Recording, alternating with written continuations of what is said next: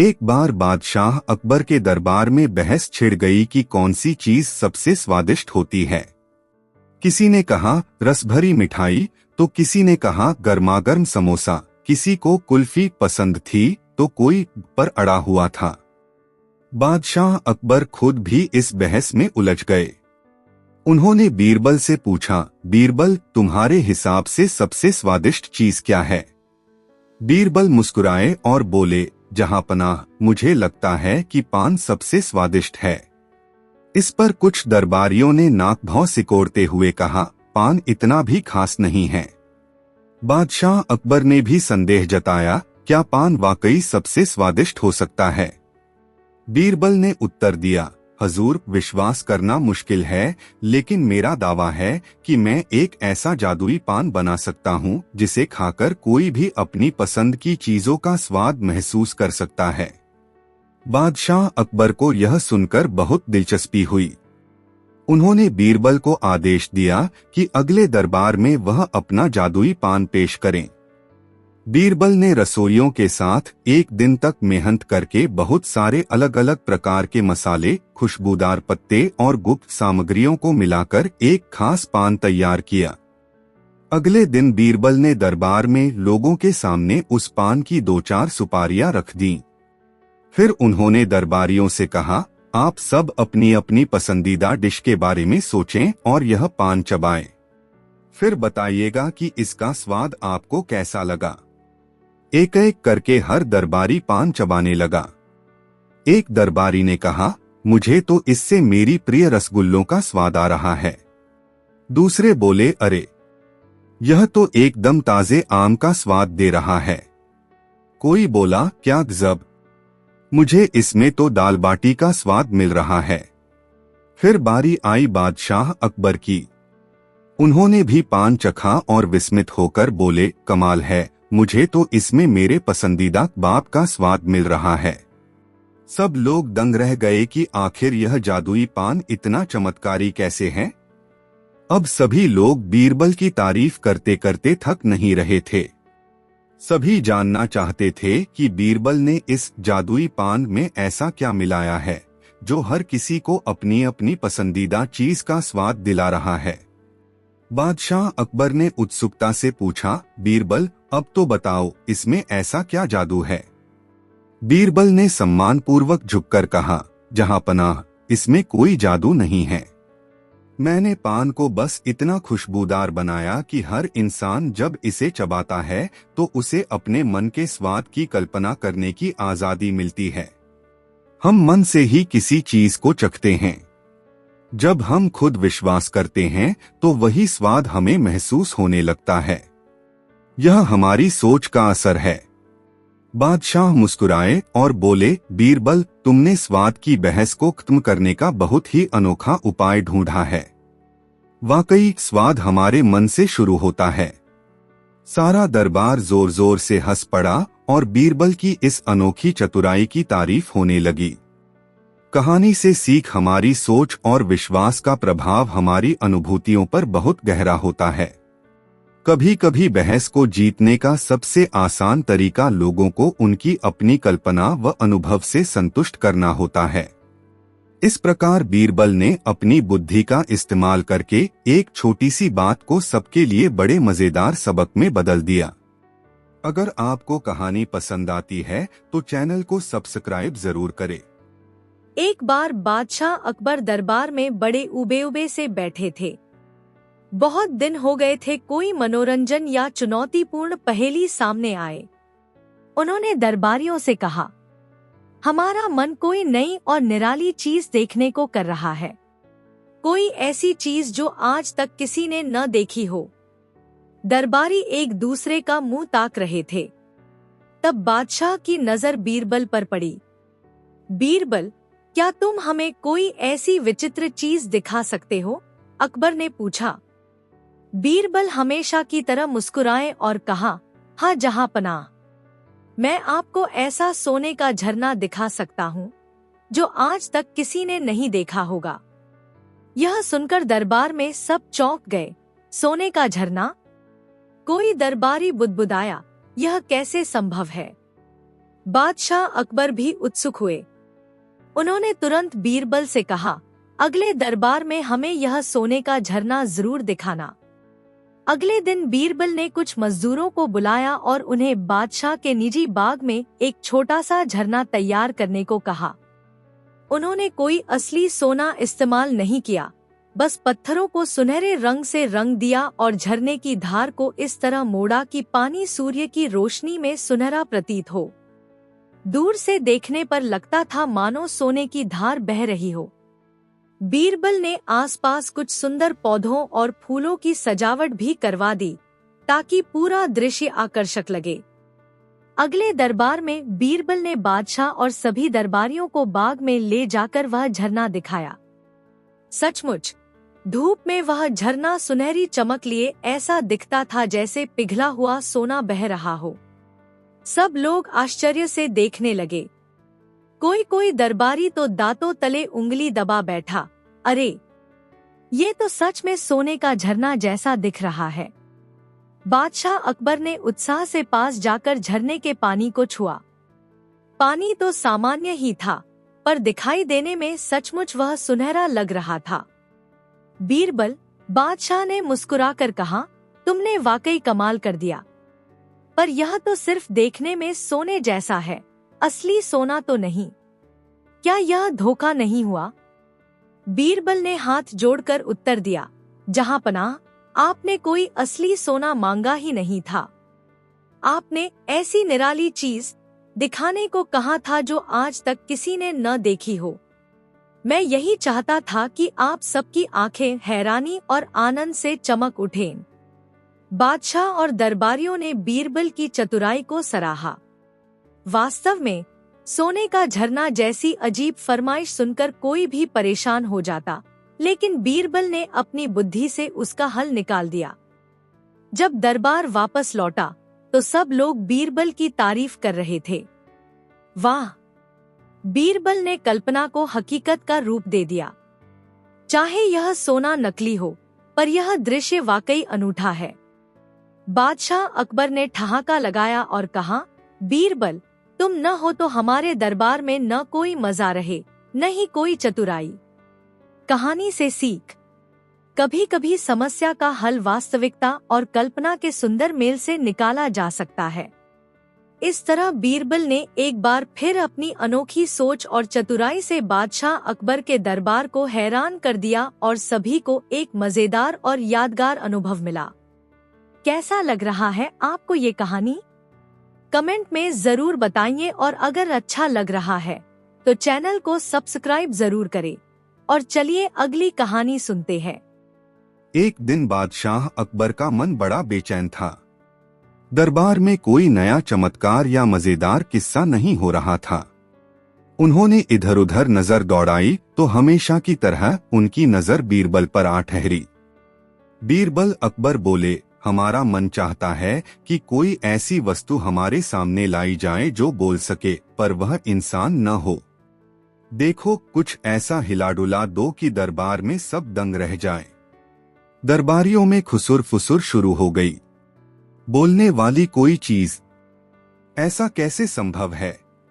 अकबर ने गंभीरता से दोहराया, हमें कोई ऐसी अचंभित करने वाली चीज चाहिए जो बोल सके मगर इंसान न हो।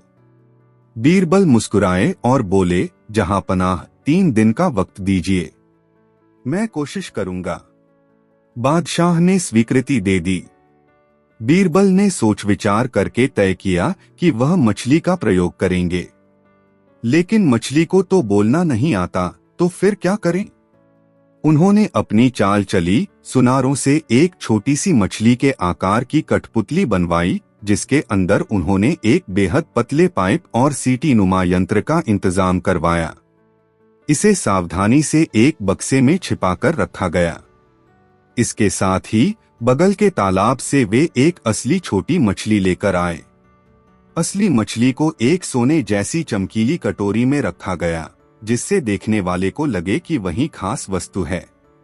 अब योजना कुछ यूं थी, दरबार के सामने हकीकी मछली पेश की जाएगी, लेकिन आवाज आएगी उस खास कठपुतली मछली से, जिसे पास में छिपाकर रखा जाएगा। बीरबल ने 2-3 बार अभ्यास किया कि कैसे बात करवानी है। तीसरे दिन बीरबल ने ऐलान किया कि जहां पनाह की आज्ञा से मैं बोलने वाली मछली ले आया हूं।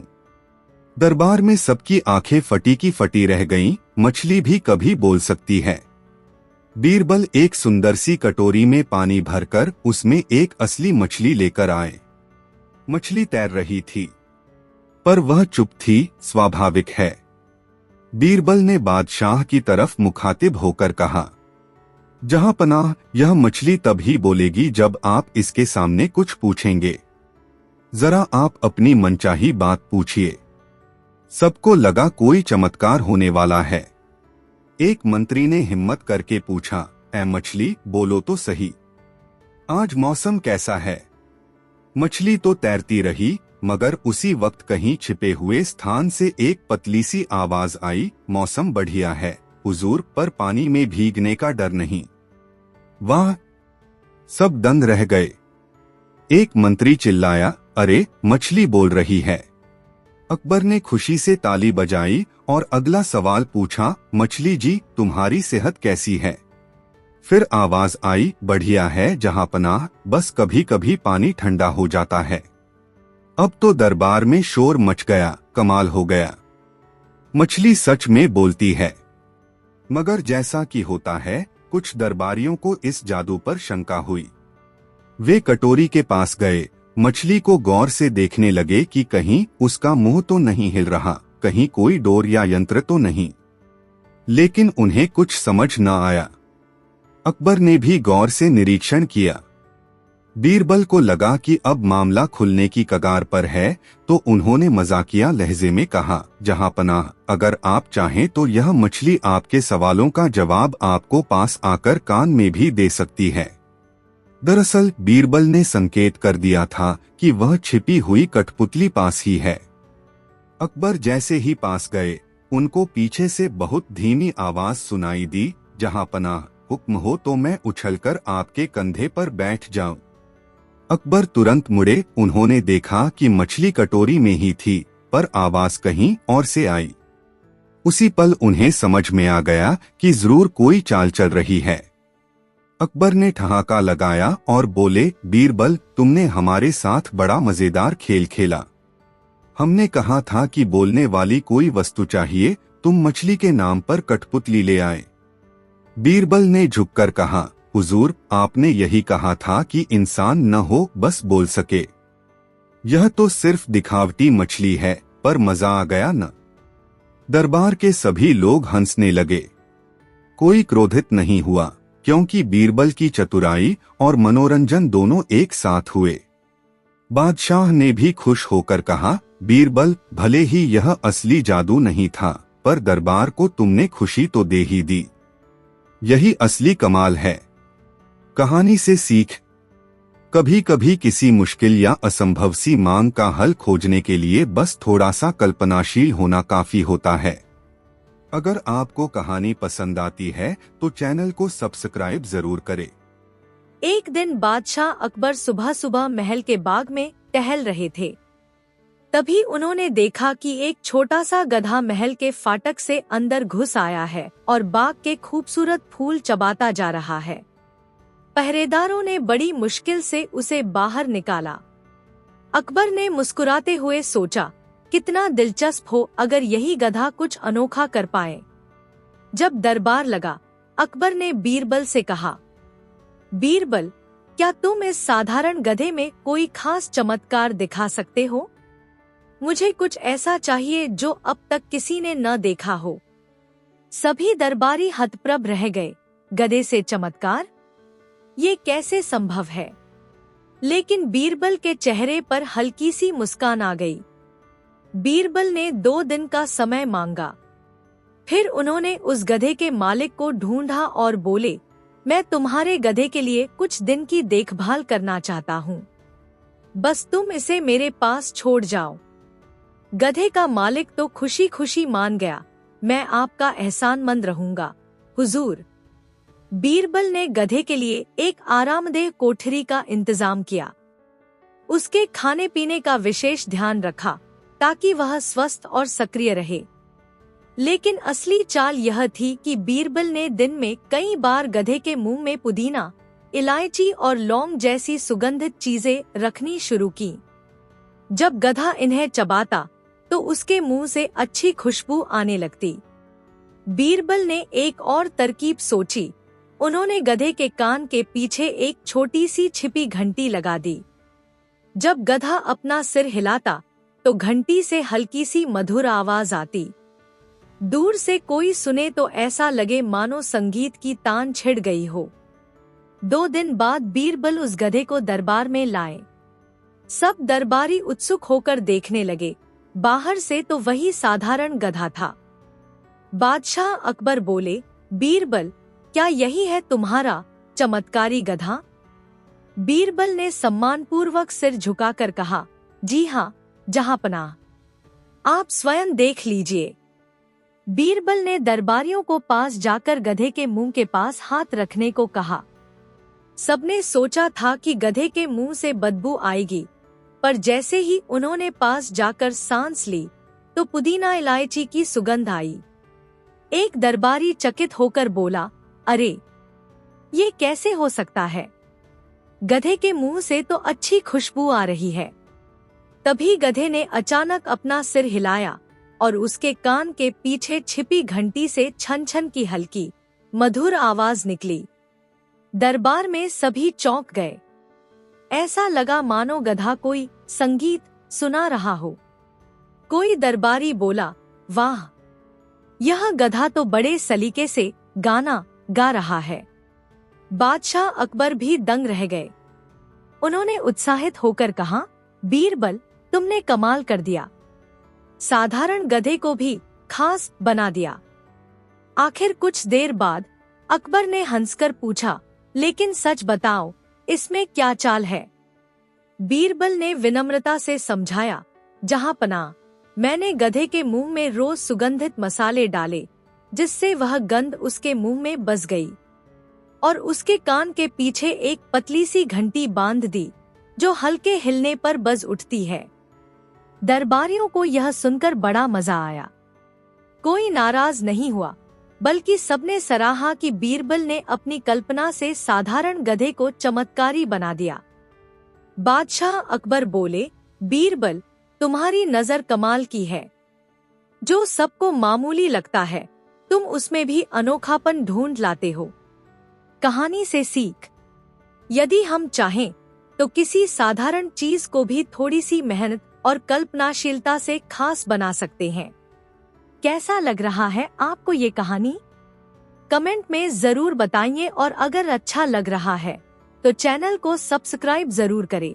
और चलिए अगली कहानी सुनते हैं। एक दिन बादशाह अकबर दरबार में बैठे बैठे ऊब रहे थे। उन्होंने सोचा कि दरबार में कुछ नया, अनोखा और आश्चर्यजनक होना चाहिए।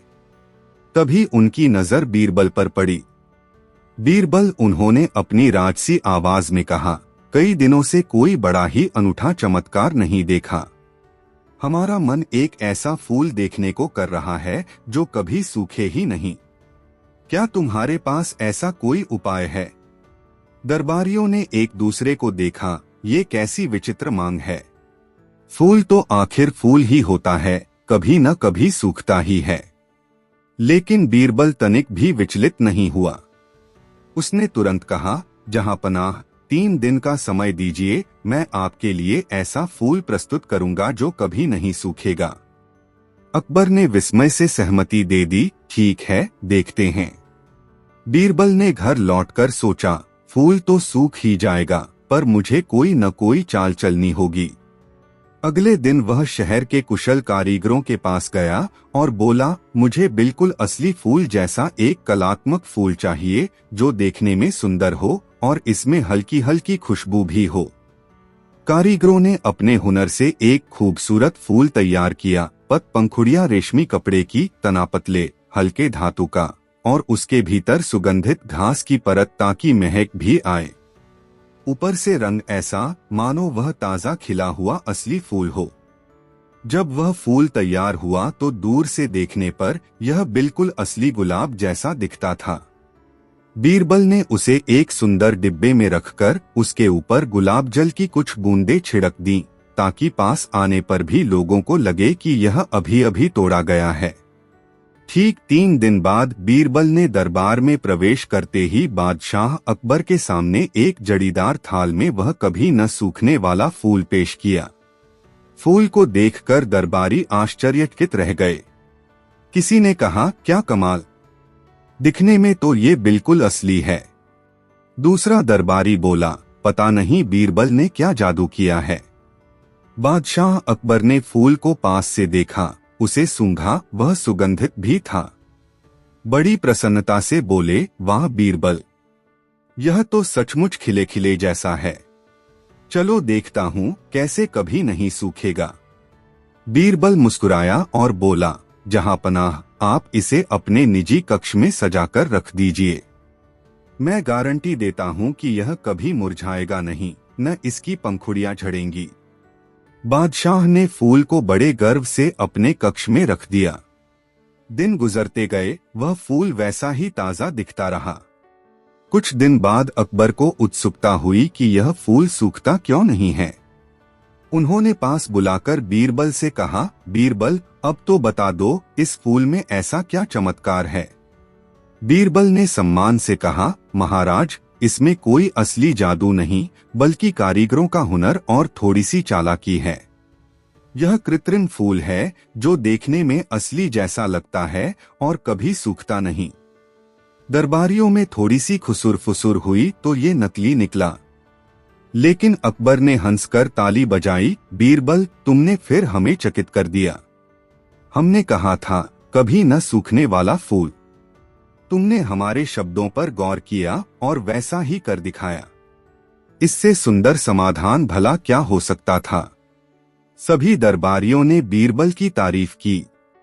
किसी को शिकायत न थी, क्योंकि सच में यह फूल एक खूबसूरत सजावट बन चुका था और कभी नहीं मुरझाता था।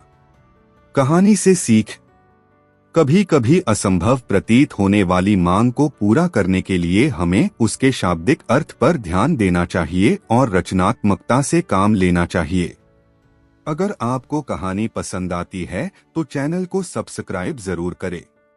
एक बार बादशाह अकबर ने दरबार में ऐलान किया कि उन्हें किसी ऐसी अजूबे की अंगूठी की दरकार है जो झूठ और सच का फौरन पता लगा सके।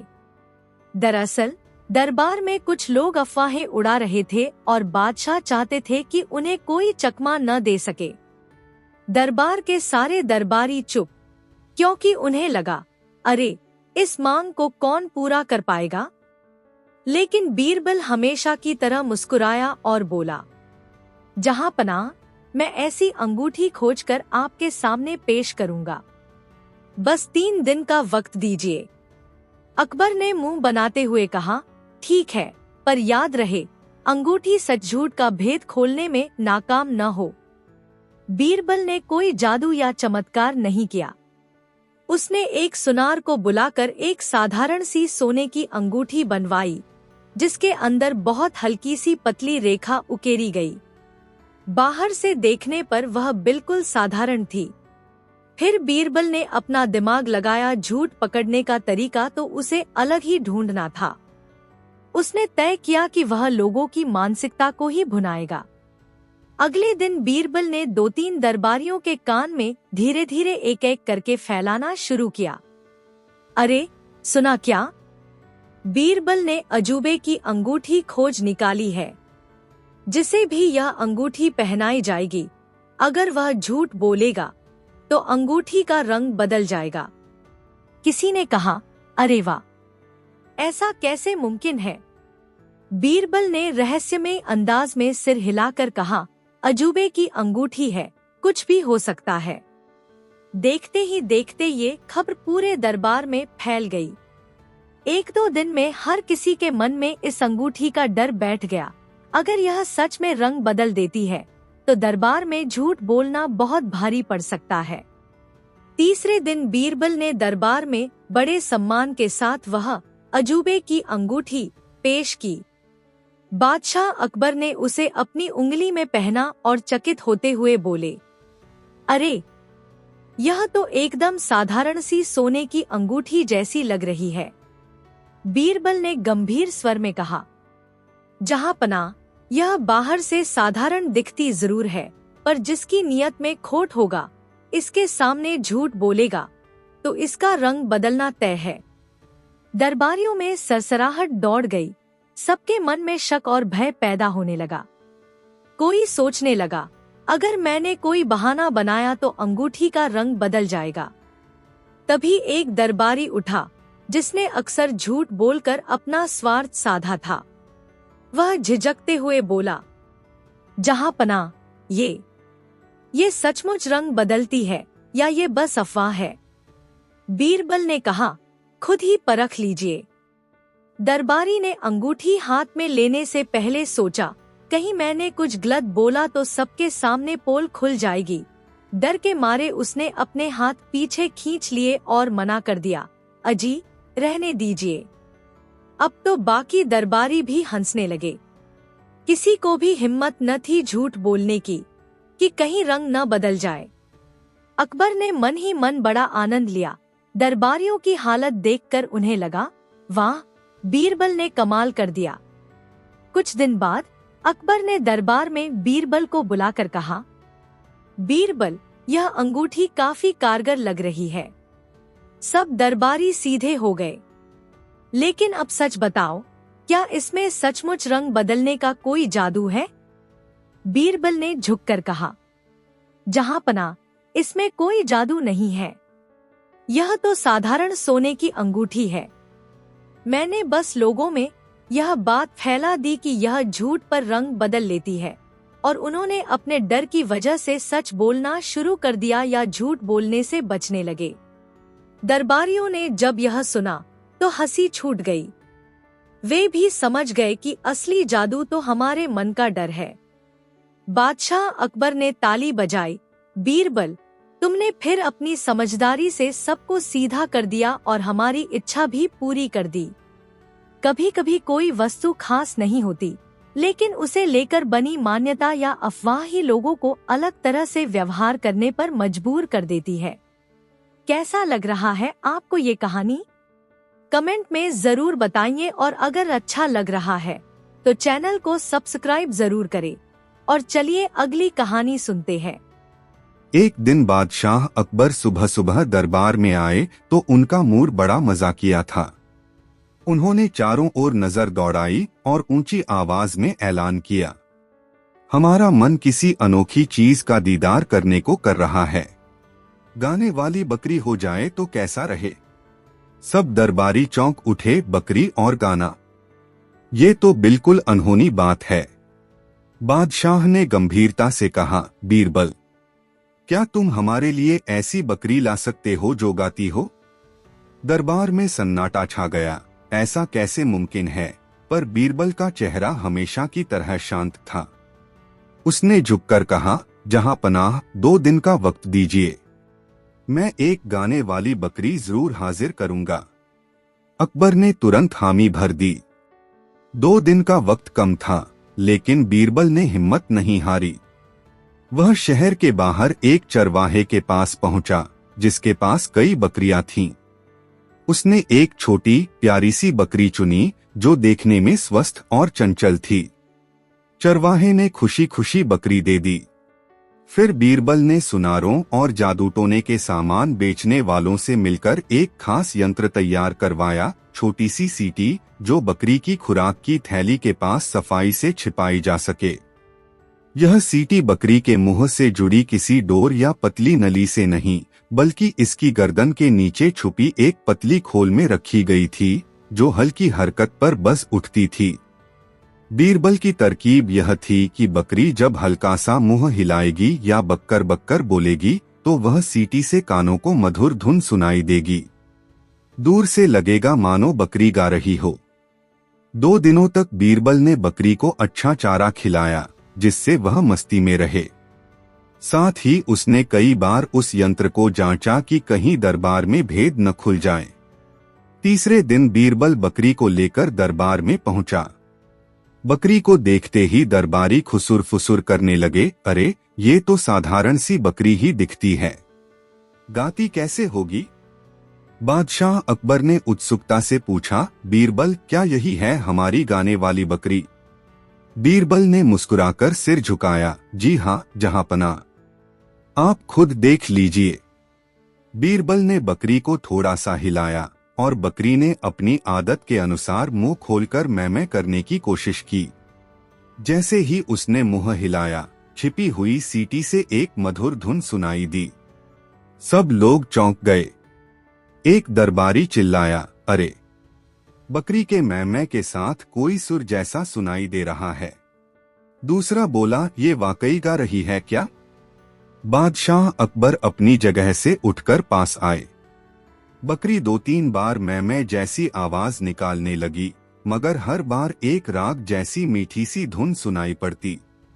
दरबारियों की आंखें फटी रह गईं। कमाल है, बकरी तो सचमुच गा रही है। लेकिन कुछ शक्की दरबारी बकरी के इर्द गिर्द घूमने लगे। देखना चाहिए, कहीं कोई यंत्र वंत्र तो नहीं लगा। बीरबल ने बकरी को अपनी ओढ़नी के अंदर हल्का सा छिपा रखा था ताकि कोई सीटी को न देख सके।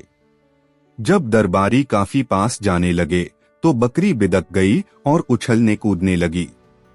इस उछल कूद में बकरी ने तेज आवाज में मैं की, जिससे सीटी की धुन और भी जोर से सुनाई दी। नतीजा, दरबारी और भी हैरान हो गए। बीरबल ने भीड़ को पीछे हटने का इशारा किया। ध्यान से, यह बकरी डर न जाए। बादशाह अकबर ने ठहाका लगाते हुए ताली बजाई। वाह बीरबल, तुमने तो नामुमकिन को मुमकिन बना दिया। सचमुच गाने वाली बकरी लाकर दिखा दी। कुछ देर बाद दरबार खत्म हुआ तो अकबर ने बीरबल को बुलाकर कहा, अब बताओ इसका राज क्या है? क्या वाकई ये बकरी कोई जादुई प्राणी है? बीरबल ने सम्मानपूर्वक उत्तर दिया, जहांपनाह, यह बिल्कुल साधारण बकरी है। बस मैंने इसमें एक छिपी सीटी का इंतजाम किया है जो बकरी के मुंह हिलाने से बस उठती है। दूर से ऐसा लगता है जैसे वह गा रही हो। अकबर ने मुस्कुराकर कहा, ठीक है, जादू न सही मगर मजा तो खूब आया। हमारा दरबार आज हंसी और हैरत से गूंज उठा। कहानी से सीख, जब असंभव सी मांग हो तो रचनात्मक सोच और थोड़ी सी तरकीब से बड़े ही दिलचस्प नतीजे मिल सकते हैं। अगर आपको कहानी पसंद आती है तो चैनल को सब्सक्राइब जरूर करें। एक दिन बादशाह अकबर दरबार में बड़े उखड़े मूड में बैठे थे। उन्होंने अपनी राजसी मुद्रा में कहा, हम लोग यहाँ रोजमर्रा के काम करते करते ऊब गए हैं। कोई नया कमाल दिखाया जाए। इस बार मुझे ऐसा जीव चाहिए जो भविष्यवाणी कर सके। दरबारी सोच में पड़ गए। भविष्यवाणी? और वह भी किसी जीव से? बादशाह ने गंभीरता से दोहराया, हाँ, हम चाहते हैं कि कोई ऐसा पक्षी लाया जाए जो सबके भविष्य के बारे में बता सके। सबकी निगाहें बीरबल पर आ टिकी। बीरबल मुस्कुराया और बोला, जहांपनाह, मुझे 3 दिन का समय दे। मैं आपके लिए भविष्यवाणी करने वाला तोता ले आऊंगा। अकबर ने हामी भर दी और दरबारियों में खुसुर-फुसुर होने लगी। ये कैसे संभव है? तोता बोलता है, पर क्या वो सचमुच भविष्य बता सकता है? बीरबल ने घर जाकर सोचा, तोता बोलता तो जरूर है, पर भविष्यवाणी कैसे? उसने एक तोता पकड़ा और उसे कुछ खास कोडेड वाक्य रटाने शुरू किए, जैसे 1. खतरा है। 2. बधाई हो। 3. अगले 3 दिन सावधान। 4. आने वाला समय शुभ है। पर ये वाक्य तो सामान्य से हैं, किसी पर भी लागू हो सकते हैं। साथ ही बीरबल ने तोते को इतना सिखाया कि अगर उसे लाल कपड़ा दिखे तो वो बोले खतरा है, अगर हरा कपड़ा दिखे तो बोले बधाई हो।